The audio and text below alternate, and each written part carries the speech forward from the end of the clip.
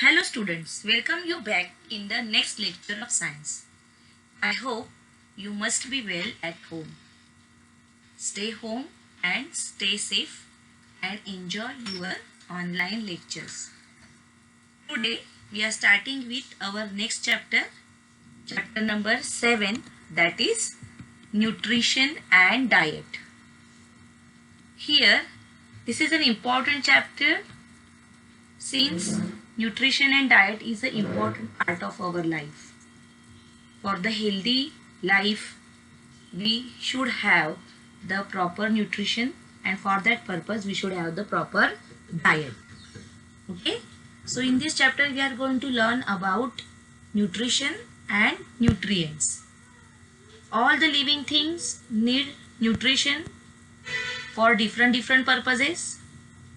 Like in our life, we need them for obtaining energies, growth of our body, carrying out our day-to-day functions of the body, and fighting various diseases. Now also we are facing this pandemic of corona, and those who are having a very strong immunity system, they are facing this pandemic or they are fighting this corona disease because they have proper nutrition and they have taken the proper diet. That is why their immunity system is strong. Okay, immune system is strong. So here in this picture you can see various foodstuffs. See, you can see fish, you can see chicken, you can see butter, eggs, milk, yeah, you can see oil, you can see different fruits. Then here you can see different cereals and pulses. Here you can see vegetables. Okay, so here there are various types of foodstuffs you can see. So can you give the various groups to the foodstuffs? Can you group them or can you classify them? You have studied this. So how you can classify them? You can classify them like carbohydrates. Okay, from this rice, cereals and pulses, we make bread, we make chapati, we make roti, we make bhakri. So from all these we get carbohydrates. Okay, and these are our staple food, the important part of our food. Okay, so here the next question asked is what? Which main constituents of food do we get from them? So here we get energy from this. Okay, then fats. So here fats we get from butter, oil, ghee. These are also energy giving foods. Then the sprouted pulses, then fish, meat, milk, eggs. Okay, from all these we get proteins. Okay, so here proteins are giving us the resistance to fight the diseases. Also it plays the important part in the growth of our body and in our life processes. These proteins, they play the important role. Our growth depends on the process. The repair of our body, that means wear of tear of our body, is also because of the proteins. Then the next is, you can say, vitamins or vitamins. So from all the vegetables and fruits we get different vitamins. Here these vitamins, they help us to fight different resistance diseases. They build the resistance to fight the diseases. And finally minerals. So minerals are present here in fruits, meats, means all these foodstuffs, minerals are present. Okay, here carbohydrate, fats and proteins we required on large quantity for our bodybuilding, but vitamins and minerals we require in less quantity compared to other.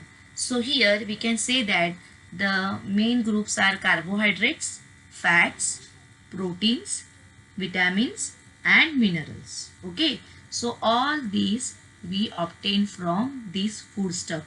So for our nutrition, nutrients are required which we obtain from these different foodstuffs. Okay, so here you can see, in short, I have written that living things, they take food and water and use them for the different purposes.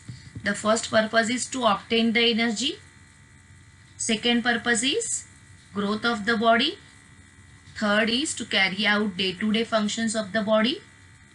And last one, to fight diseases, so that we can live the healthy life. Okay, so here intake of food is having all these different purposes. Simply we are not eating it because we are hungry. Okay, we need to fulfill all the requirements of our body here. Okay, so for this different purpose we make use of food. Okay, let us go further. As I have said here, the process of taking food and water and using it for growth and other purposes, this is called as what? Nutrition. So this is definition of nutrition. Please mark it. In living things, the process of taking in food and water and using it for growth and other purposes is called as nutrition. And the constituents of food which provide us the nutrition, they are called as what? Nutrients. Got it? So nutrition is a process and nutrients are what? All the constituents of the food. Okay, so try to understand the difference between nutrition and nutrients. Okay, so next, now here, as I have explained, that there are 6 main nutrients in our food. Can you recall?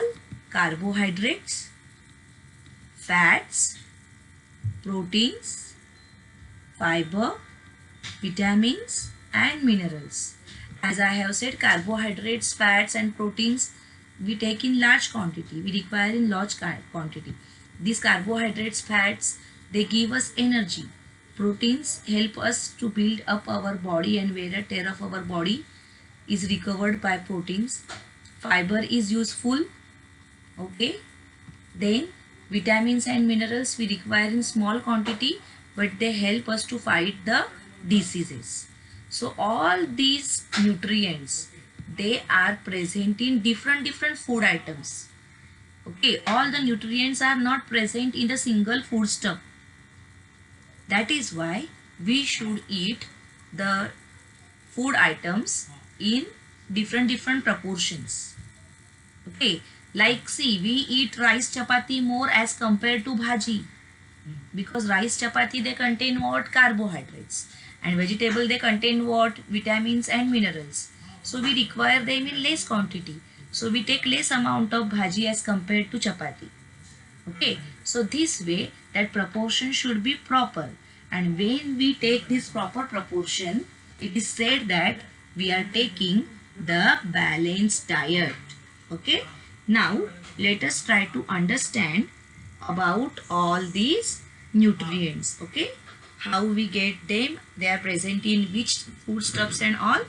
Let us try to understand it. Okay, first one is what? Carbohydrate. So here carbohydrate is called as energy giving nutrient. Okay, it is our main need is energy, because every day we are doing so many things. We are working, we are studying, we are playing, so we require a lot of energy. So our main need is what? Energy. So this need is fulfilled by carbohydrates. That is why, as I have said, our diet, it should include large proportion of cereals in the form of rice, chapati, bhakri, bread. Okay, all these are made up of what? Cereals, and they are our staple food. That means what? Our meal, whether it is lunch or dinner, it consists of rice or chapati or bhakri. Okay, and along with that we are taking other food stuff, that is different thing, but it is our staple food, main food. Cereals are our staple food, because from that we get carbohydrate, and from carbohydrates we are getting energy, which is our main need. Okay, So carbohydrates are called as what? Energy giving nutrients. Okay. Let us go further. Next is fat. Fats we get from butter, then oil, then ghee. From all these things we get fats. Okay. So here these are also our energy giving food. That means some part of energy requirement is fulfilled by the fats also here, and we get them from oil, ghee and butter. You have to keep this in mind. So here we get the energy from this food stuff, and that energy is always in the form of heat. Okay, energy is in the form of heat, and heat is measured in kilocalories.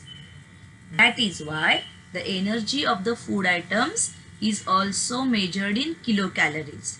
When you take any packed food or any food item, you can see it is written that how many calories you are going to get from that. For example, if you purchase the chips also, there on the pack it is written that this pack contains how many calories. Okay, so why calories? Because the energy which we get from the food is in the form of heat, and it is measured in kilocalories and calories. Okay, so that is why you will find these words there. Now here, for the children of growing age, like that means the children like you need approximately 2000 to 2500 calories from the food they eat. That means you should get all these calories from your food. Then and then you will get the enough energy to work throughout the day. Okay. The next constituent is proteins. Okay. The important part, because here proteins we need for the purpose of our growth of our body, repairing of the wear and tear of the body, and further other life processes. For other life processes also proteins are essential. Okay, that is why we should include protein rich food in our diet. So from where do we get them? So we get them from the sprouted pulses, we get them from dry fruits, different dry fruits. Okay, then fish, egg, meat, milk. Okay, so all these are protein rich foods, and we should include them in our diet. That is why it is told that growing children should have a glass of milk every day. Why? Because milk is a whole food. From that you get vitamins also, from that you get fats also, proteins also. That is why you should have a glass of milk every day. Okay, then next are vitamins and minerals. Okay, so these two things, vitamins and minerals, they provide the body resistance to the diseases and other life processes of the body. They also need vitamins, minerals and fiber in our diet. Okay, and these vitamins and minerals we mainly get from vegetables and fruits. That is why we should eat vegetables and fruits. Okay, here we require these minerals and vitamins in small quantities, as I have said, but their deficiency can lead to various diseases. That means what? If we have the shortage of the vitamins and minerals in our body, then we may fall prey to different diseases. Okay, so we are going to learn about these diseases, that which deficiencies are there because of the different vitamins. Okay, so here our body at the same time needs inorganic substances also. All these what we saw, they are organic substances, means what? Which we obtain directly from the plants and plants or animals. Now inorganic here, and they are called as what? Minerals. Okay, so down we have table where we are going to see the examples of some minerals and how they are going to help our body functioning. Okay, and from where do we get them? That means the sources of that minerals, and the deficiency diseases if we lack these minerals. Okay, because of the lack of these minerals or because of the deficiency, which diseases can be caused, that we are going to see from the table which is given below. Okay, so let us see the table now. Here the first mineral is iron. You know our blood contains iron. Okay, so here this mineral gives the function of carrying oxygen to all the part of the body.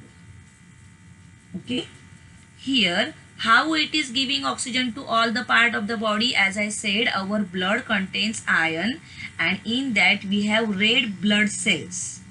So these red blood cells, they carry oxygen to all the parts of the body. You know that our heart functions, and heart does the blood circulation continuously, and blood is reached to each and every part of the body.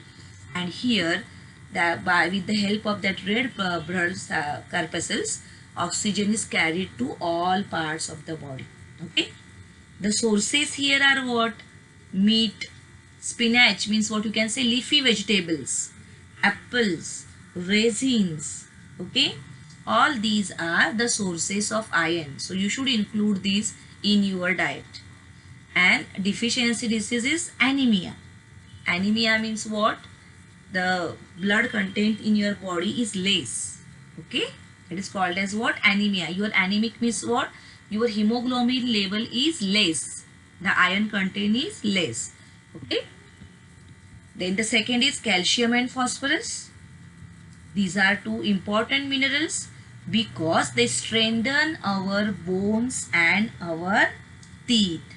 You know that our bones should be strong and our teeth should be strong. Okay, then and then only you can have the strong health. So the sources for calcium and phosphorus are what? Milk and milk products, green leafy vegetables, meat. Okay, so all these are the sources for the calcium and phosphorus. Now the deficiency diseases because of calcium and phosphorus, it is bad teeth. If there is a lack of calcium in your body, your teeth are going to be bad. That means what? You are going to have the tooth decay. You can have the problems related to teeth. Then brittle and weak bones. That means your bones can easily break and they can be weak. Okay. Then the next is iodine. Iodine we get from salt. You know that our salt contains iodine. That is why it is written in advertisement. They are telling that yes, it is having the right amount of iodine. So iodine we get from salt here. There are some other sources also. So here iodine controls the growth of the body, then speeds up the chemical reaction in the body. Okay, so iodine is an important mineral here. The sources are raisins, beans, fish and seafood. Why seafood? Now you understood, because the sea water is salty and it contains iodine. That is why fish and seafood, from that we get iodine. Okay, and other sources are raisins and beans. And you can write down the source as salt also, iodized salt, which we use. That's also a great source of iodine. Okay, deficiency disease is goiter.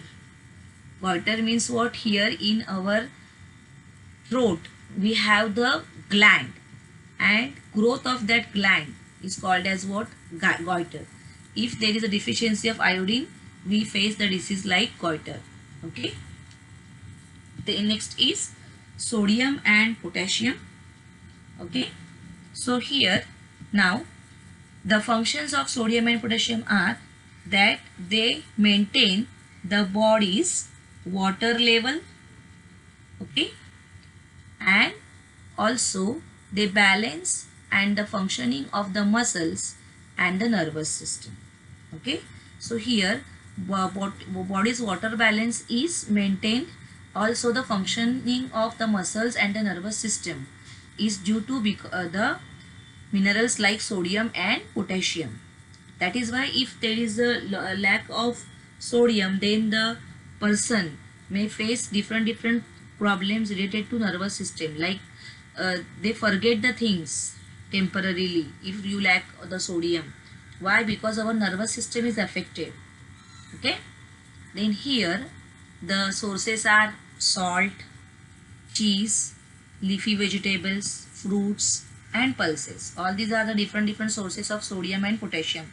So we should include all these in our diet so that we can get the minerals in sufficient quantity. And here, because of the deficiency of sodium and potassium, you can have inefficiency of muscles. Why? Because these two minerals, they control the functioning of muscles. That is why we can have the inefficiency of muscle because of the lack of these minerals. Okay, so you can understand the importance of minerals in our day-to-day life or in our diet, because you can see what diseases we can cause because of the deficiency of minerals. Okay, so I hope today onwards you are going to include all these things in your meals, in your day-to-day diet. Okay, don't say that I don't like with leafy vegetables, why I should eat it, I don't like milk, I am not going to drink. No, all the things should be taken in proper quantities. Now you must have understood the importance of these minerals and their sources. So you should include all of them in your day-to-day life. Okay, let us go further. Now after this we are going to learn about vitamins. Okay, so here in vitamins there are two major types. First is water soluble vitamins and second is water insoluble vitamins. Okay, so here water soluble means what? The vitamins which are soluble in water. So vitamin B and vitamin C, they can dissolve easily in water. Okay, so they are called as what? Water soluble vitamins. Then they are thrown out of the body through the water in sweat and urine. That is why we need a regular supply of these two vitamins, that is vitamin B and vitamin C. Okay, excess of the vitamins cannot be stored in the body. That is why they are thrown out. Okay, like fats can be stored in the body. You know that fats, they accumulate in our body. But similarly, vitamins cannot be stored in the body. So they are thrown out through the water like sweat and urine. That is why we should have the regular supply of these vitamins. Now vitamin B is having different types. B1, B2, B3, B6, B9, B12. Okay, so these are important types of vitamin B. And second is water insoluble vitamins. That means what? They are not soluble in water, but they are soluble in fats. They are soluble in fatty substances. So here these vitamins B and C, they are thrown out of the body. Opposite to that, these vitamins, they can be stored in the body, because just now I told that the fat can be stored in the body. So with the fat, these vitamins, that means vitamin A, D, E and K, they also can be stored in the body because they are water insoluble, but they are fat soluble vitamins. Okay, so they can be stored. So if you have the question that differentiate between water soluble vitamins and water insoluble vitamins, you should write it the way. First is very easy. They are soluble in water. They are not soluble in water, but they are soluble in fatty substances. Here these vitamins cannot be stored in the body because they are thrown out in sweat and urine, but here these water insoluble vitamins, they can be stored inside the body. Okay, so here we need a regular supply, here also we need a supply, but still they are present in body, so we don't need a regular supply. So you can write down the differentiation about the vitamins. Okay, I hope you must have understood all these things whatever I have taken today. Okay, so the next step is we are going to learn about the vitamins, their sources, their functions, and their deficiency diseases. But if we start now, then it will take a lot of time. Okay, so today I am stopping here. In the next lecture I will continue with the vitamins. Okay, that means the sources of vitamins, their functions, and the deficiency diseases. Okay students, so till that you keep the habit of reading the textbook on regular basis. Okay, reading is the most important part. You get a lot of information. Also try to find more information using internet so that you can get the information. Means what, in textbook all the things are not given, means what they are given, but still if you want to find more information you can take help of the internet and you can get the information. Okay students, so read the lesson once again. Stay home, stay safe. Thank you students.